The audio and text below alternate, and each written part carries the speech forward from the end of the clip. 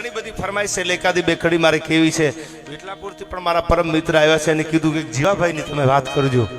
માનો પરચો કેવો હોય સાહેબ. અને તમે સત્ય ઘટનાની વાત કરી દઉં. સોનબાઈમાં મઢડા એને જીવાભાઈ મેરને એમ કીધું કે જીવાભાઈ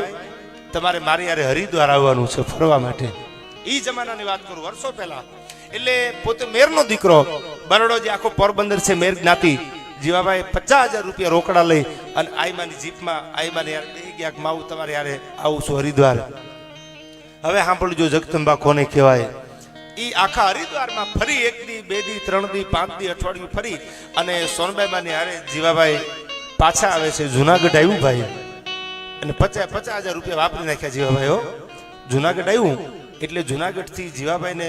ઉતરી અને એમના ગામ જવાનું અને સોનબાઈ માને મઢડા જવાનું. એટલે જીપમાંથી નીચે ઉતરી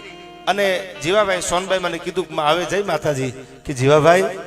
ખામી ઓલી રેકડી ઊભી ને એમાંથી 1 ડઝન કેળા લઈ આવો ને પછી તમે તમારે નીકળી જાઓ. સાહેબ પોતે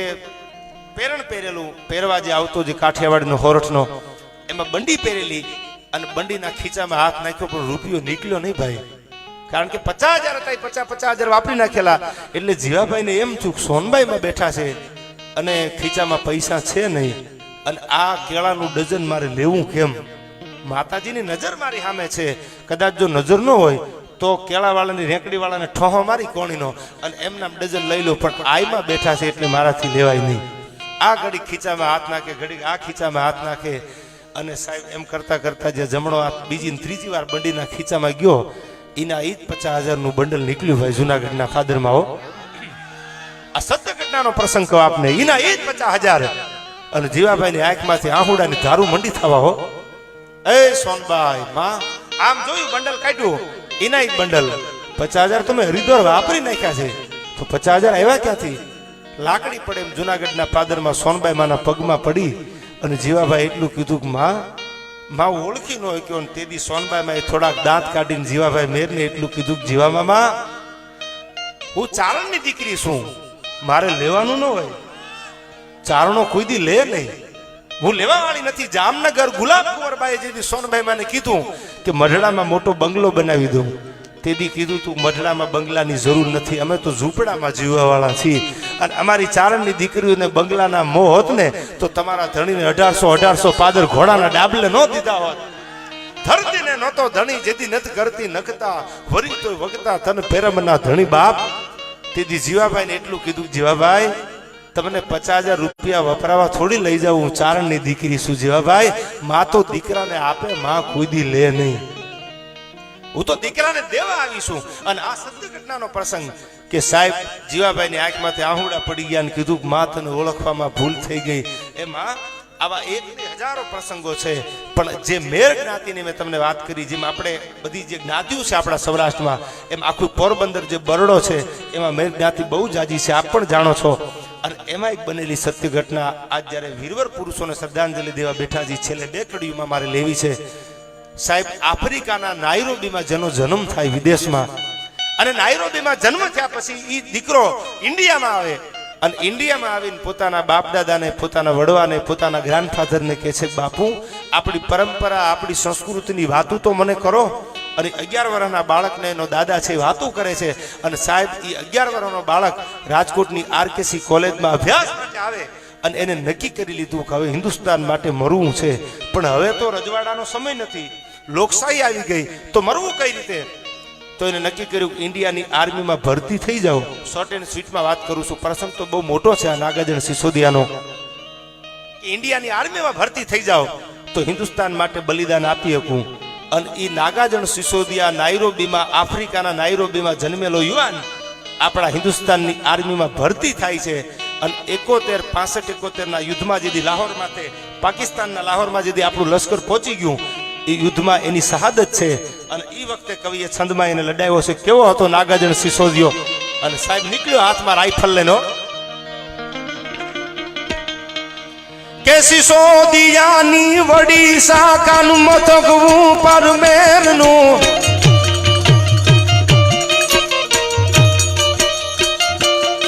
લડવાતણી વીરતા જનેરી વટક લેતા વેરનું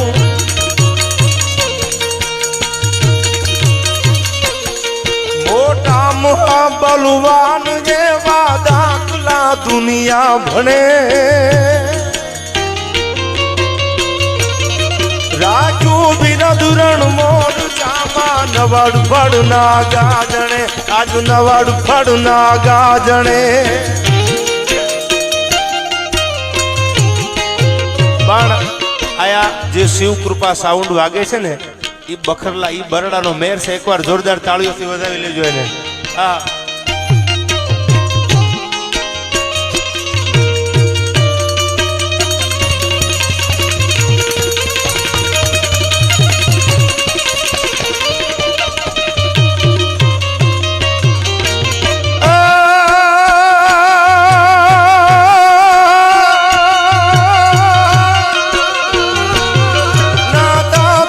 શુભ નામ રામે કોટડે ઉજ્જવળ કર્યું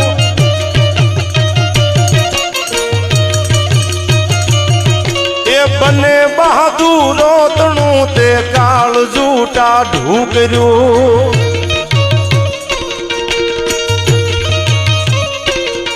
નાતા તણું શુભ નામ રામે કોટડે ઉજ્જવળ કર્યું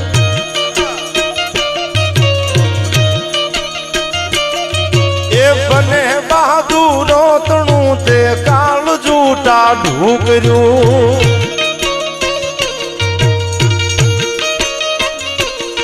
રાજુ બિરદ રણ મોર ચામા નવડ બડ ના ગાજણે રાજુ બિરદ રણ મોર ચામા નવડ ફળ ના ગાજણે આજુ નવડ ફળ ના ગાજણે ફળ ના ગાજણે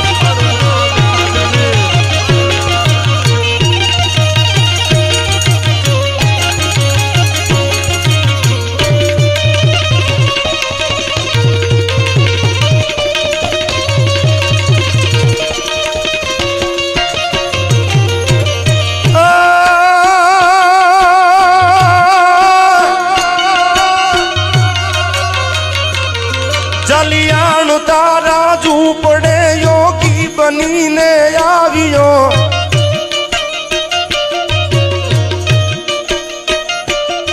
વીરબાયુ માગી દાન માજીન તપસ્વીને ત્યાગ્યો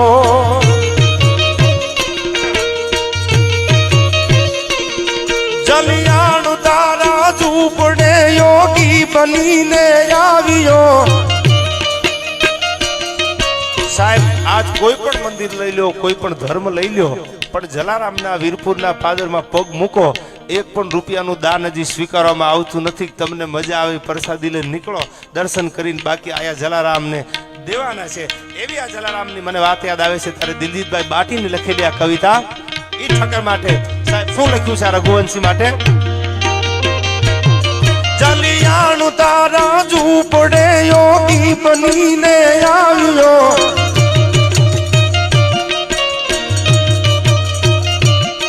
વીરબાયુ માગી દાન માજીન તપસ્વીને ત્યાગ્યો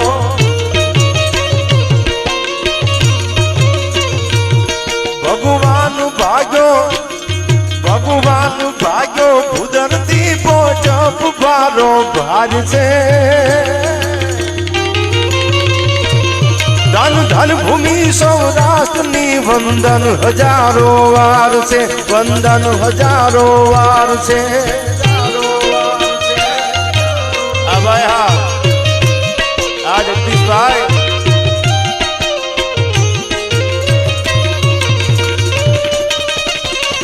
હા ભાઈ હા હા ઠક્કર હા અને અહીંથી આગળ બિલખાના પાદરમાં વાણિયાની દીકરીઓ નમો રેણતાનમ નમો સિદ્ધાતમ નવકાર ભણવા વાળો વાણિયો અને હાંભેલું હાથમાં લઈ સાહેબ કોઈ રોટલા ખવારી મહેમાન ગતિ કરાવે પણ આ દેશનો સૌરાષ્ટ્રનો વાણિયો તો તમે જો પોતાનો દીકરો ખાંડી અને ખવડાવી દીધો કે મારી મહેમાન ગતિમાં કોઈ દી ખામી ન પડે અને હાથમાં હાંભેલું લઈ અને મંડી પોતાના દીકરાને ખાંડવા તેથી કવિએ લખ્યું છે કેવી હતી આ દેશની આર્ય નારી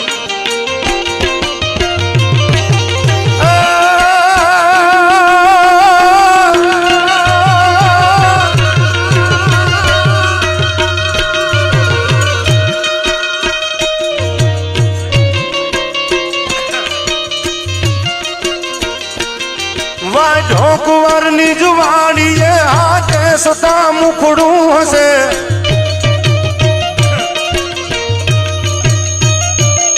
ઓલી સગાળું સાની વાત સુણ તારું વાડા બેઠા થશે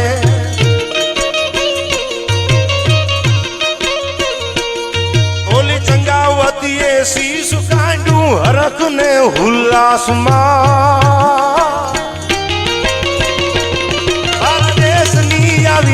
રમણી અમર છે ઇતિહાસમાં ભાઈ અમર છે ઇતિહાસમાં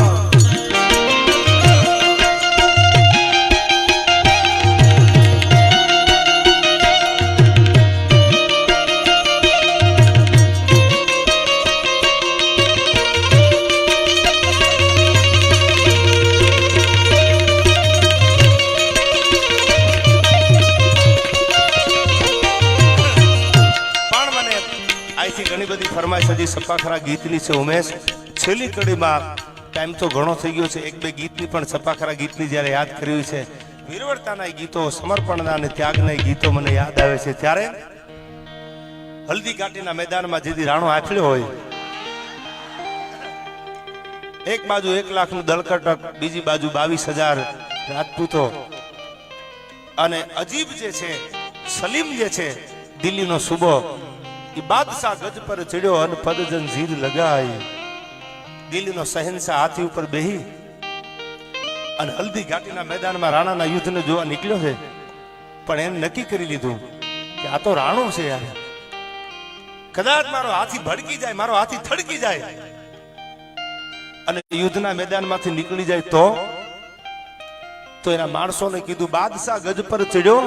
અને પદ જંજીર લગાય હાથીના પગમાં હાકડું ધરબી દો લોઢાની મારો હાથી ક્યાંક રાણાના યુદ્ધને જોઈ રાણાના ચેતકને જોઈને મારો હાથી પાછોનો વળી જાય અને સલીમ જ્યારે હાથી ઉપર બેઠો અને આ બાજુ એડી એડી એડી એડી થવા મંડાણી નારાએ તકદીર લાગવા મંડાણી 1 લાખનું શાહી દળકટક अवड़ नाम जल्ला पकड़ पाक पल्ला हवे काही बल्ला रसूला संभारे कया मत के दिल में नना मत बिजावे मुसीबत न पावे जो हिम्मत न हारे तो रखो याद दिल में मोहम्मद का कलमा नबी का मुसल्ला कभी ना बिसावे मुसलमान सारे नबी जी पुकारे अने इल्लल्लाह इल्लल्लाह सो इल्लल्लाह पुकारे ई नाराए तकदीर नो नारो लाग्यो आ बाजू 22,000 ना मोढामांथी खमकारा निकल्या हर हर महादेव करता राजपूतोनी शमशेरू गाळा छंडी થઈ ભાઈ અને રાણો ઉપડ્યો ચેતક માથે હો કેહવાળીમાં હાથ ફેરવી અને આમ બાલોલ ખાન 19 મણનો હિસ્ટ્રી ઓફ રાજસ્થાન તમે ક્યારેક વાંચજો જેમ્સ કર્નલ ટોડનું લખેલું પુસ્તક 19-22 મણનો બાલોલ ખાન હાલ્યો આવે આમ અને બાલોલ ખાનના મોઢામાંથી અપશબ્દ નીકળ્યા કે કાટ તો હિન્દુ કૂટતા કો આટલું જે બાલોલ ખાન બોલ્યો ત્યાં તો ડાબો પગ હતો ને રાણા પ્રતાપનો એક ડાબો પગ આમ પેગડામાં હતો જમણો પગ પેગડામાંથી બહાર કાઢી અને ગોઠણ વાળી અને જે તલવાર હતી એ તલવાર બાલોલ ખાનની માથે જ્યાં મૂકી ત્યાં તો બાટી બીડ હાક ડાક ચડી જાગ ભૂતાગ સલીમ હાથીની અંબાડીની માથે બેઠો બેઠો જોતો તો મારો એક જ જબરજસ્ત સેનાપતિ 1 લાખની ફોજમાં મવડી